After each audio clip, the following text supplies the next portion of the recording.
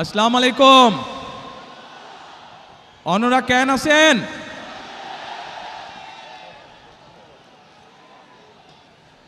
প্রিয় ভাই বোনেরা, আজকে আমরা এখানে সকলে একত্রিত হয়েছি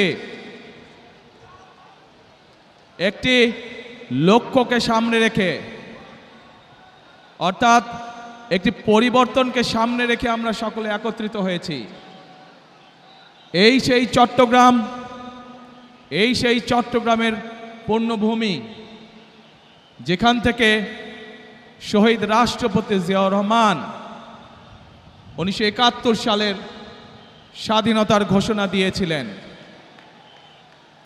এই সেই চট্টগ্রামের পুণ্যভূমি, যেখানে শহীদ রাষ্ট্রপতি জিয়াউর রহমান শহীদ হয়েছিলেন।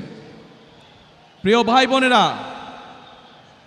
এই সেই চট্টগ্রামের পুণ্যভূমি, যেখান থেকে দেশনেত্রী খালেদা জিয়াকে দেশনেত্রী উপাধি দেওয়া হয়েছিল।